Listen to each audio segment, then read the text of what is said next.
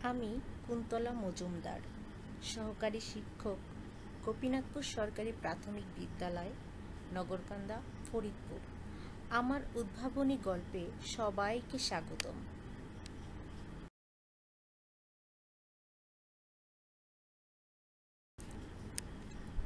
আমার উদ্ভাবনী গল্প। আজকের সৃজনশীল কুড়ি, আগামীর প্রস্ফুটিত গোলাপ।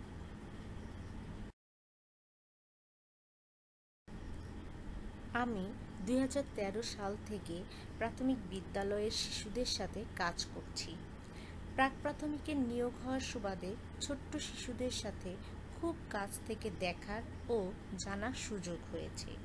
শিশুদের জন্য সৃজনশীল কাজের গুরুত্ব বলার অপেক্ষা রাখে না। তাই তো প্রাথমিক শিক্ষায় আবশ্যিকভাবে এর প্রয়োগের উপর জোর দেওয়া হয়েছে। আর আমার উদ্ভাবনী গল্প এই সৃজনশীল কাজের সফল প্রয়োগ নিয়ে।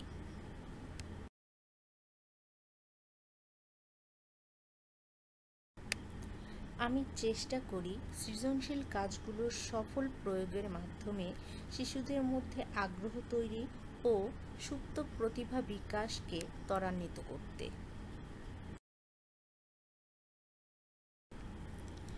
আমার অন্যতম একটি শখ হলো বাগান করা।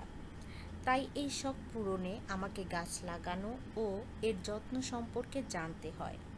আমি জানি শিশুদেরও যত্ন নিয়ে বড় করতে হয়। যত্ন পেলে ওরা প্রস্ফুটিত গোলাপ হয়ে সুবাস ছড়াবে, আর যথাযথ যত্ন না পেলে ওরা আগাছা হয়ে যেতে পারে। তাই একটি শিশুর পারিবারিক, সামাজিক ও বিদ্যালয় ভিত্তিক যত্ন শিশুকে সৃজনশীল একটি কুঁড়িতে রূপান্তর করে শিশুকে ভবিষ্যতে সৌরভ ছড়াতে আমাদের সবার এগিয়ে আসতে হবে।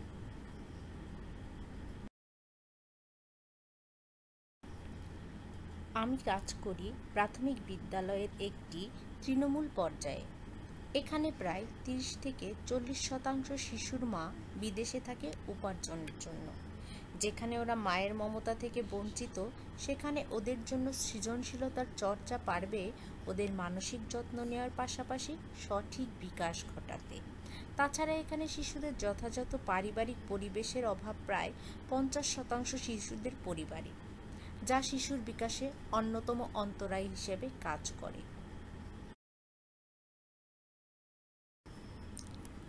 আমার শিক্ষার্থীদের পূর্বে লক্ষণীয় বিষয়গুলো: ১. অনুপস্থিতি, ২. অমনোযোগিতা, ৩. ঝরে পড়া, ৪. বিশৃঙ্খলা, ৫. বিদ্যালয় ভীতি।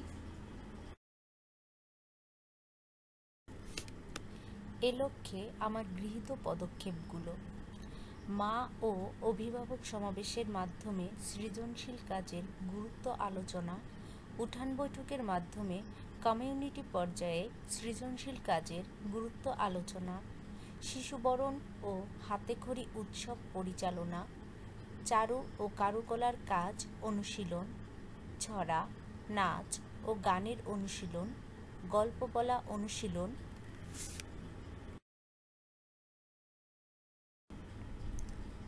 অভিনয় অনুশীলন, শ্রেণীকক্ষ সজ্জিতকরণ, শিশুদের হাতের কাজ অভিভাবক সমাবেশে প্রদর্শন, শিশুদের নিয়ে প্রজেক্ট পরিচালনা, সাংস্কৃতিক অনুষ্ঠান ও পুরস্কার প্রদান। কাজের ধারাবাহিকতা: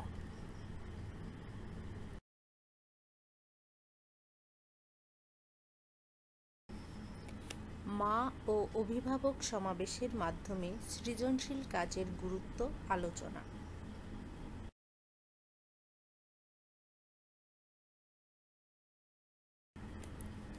উঠান বৈঠকের মাধ্যমে সৃজনশীল কাজের গুরুত্ব কমিউনিটি পর্যায়ে আলোচনা,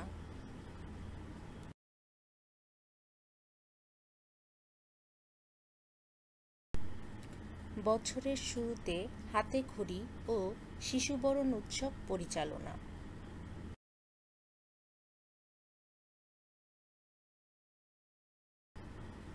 চারু ও কারুকলার কাজগুলো শিশুদের নিয়ে হাতে কলমে অনুশীলন।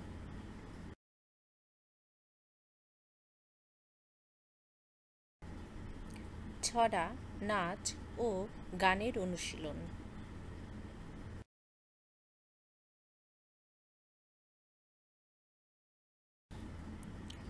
গল্প বলা অনুশীলন।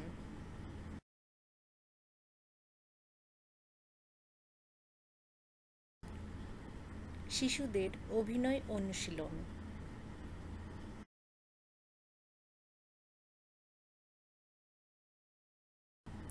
শিশুদের জন্য শ্রেণীকক্ষ সজ্জিতকরণ।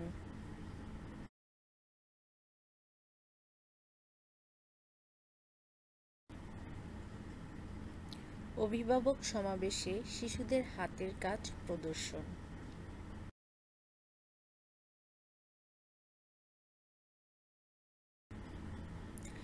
শিশুদের নিয়ে প্রজেক্ট পরিচালনা।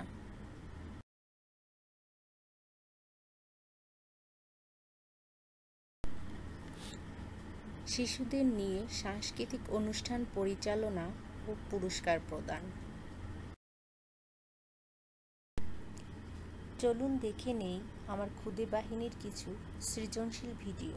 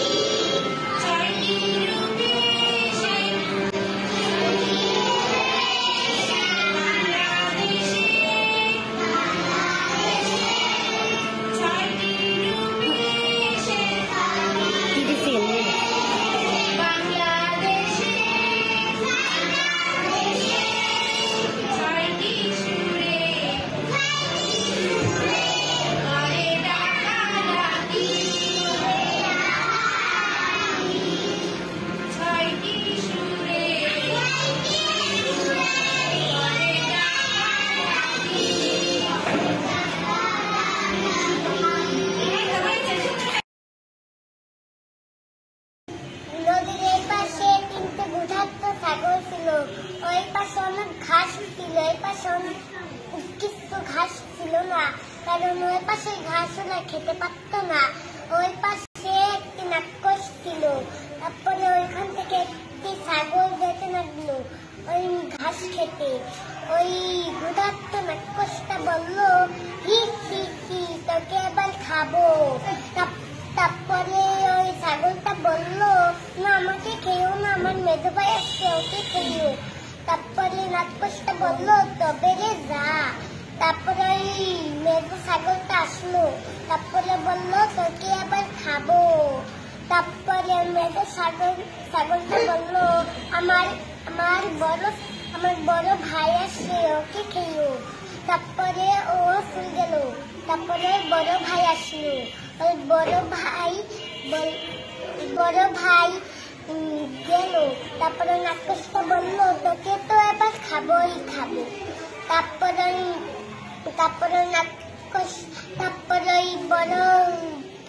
তারপরে ওই ভাইটা পিছনে গিয়ে নিজের শিংটাকে ভিতর ঢুকিয়ে দিল। তারপরে নাট্যকোষটা বললো, আমি পলাই রে পলাই, আর আসবো না এখানে। নাট্যকোষটা পলাইলো আর আসলো না ওইখানে। তারপরে ওই ছাগলটা মন ভরে ঘাস খেতে লাগে।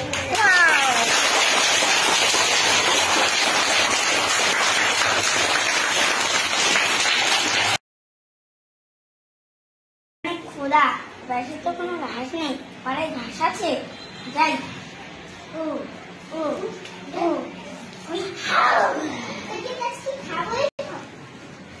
না, আমাকে কেউ না, আমার নিজের বাড়িতে যাবেও। আসতে যা,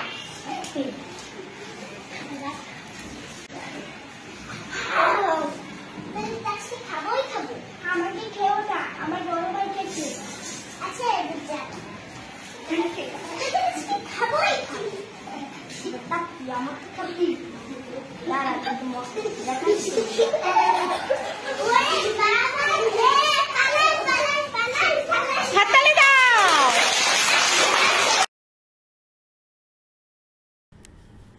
এখন শিক্ষার্থীদের অবস্থান।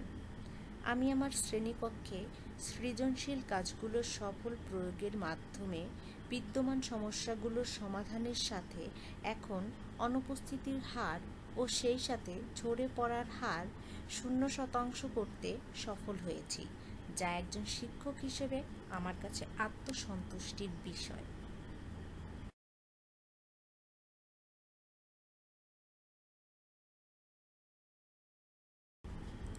সবাইকে আন্তরিকতার সাথে ধন্যবাদ জানাচ্ছি আমার উদ্ভাবনী গল্পের সাথে থাকার জন্য।